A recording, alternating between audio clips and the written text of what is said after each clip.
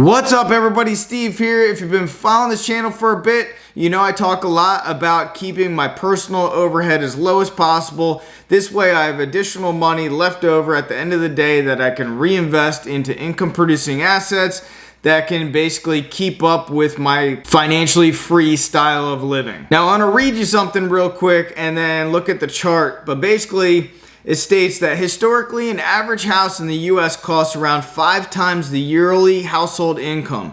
During the housing bubble of 2006, the ratio exceeded 7. In other words, an average single-family house in the United States costs more than 7 times the U.S. median annual household income. The biggest bulk of the cost of living for the average person is their house, their household expense. If that is increasing, what happens? You have less money to invest, you have less money to go out, you have less money to buy other stuff, you have less money for vacation and so forth. Now I'll leave a link as well so you guys can check out this chart, but it brings you from the 1950s all the way up into December 31st, 2021. So I'm curious as to what the first quarter of this year, 2022, looks like, but you can see the housing bubble and it does coincide with that article basically saying it was at basically 7. And now if we look at the end of the year last year, it's almost 7.6. So what does this tell me? It's telling me, for one thing, that our housing market is just grossly overpriced and people are spending a tremendous amount of money for these homes.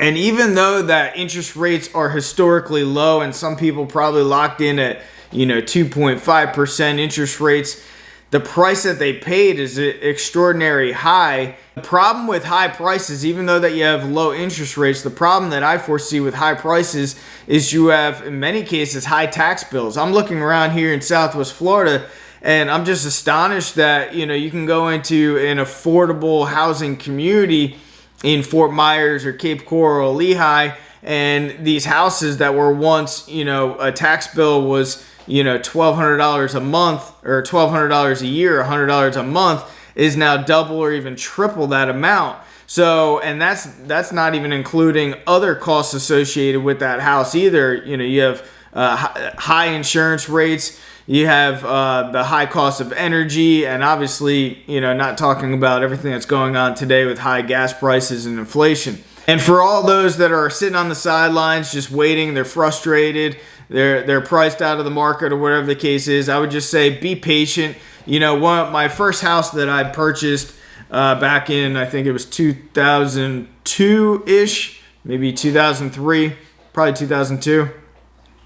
My interest rate on that property was 6.5%, and you might be saying, wow, that's high, but at that time I didn't think it was that bad. But I was just looking at it like, okay, that interest rate is not the best or whatever the case is, but the price of the home was very low, so it offset the higher interest rate.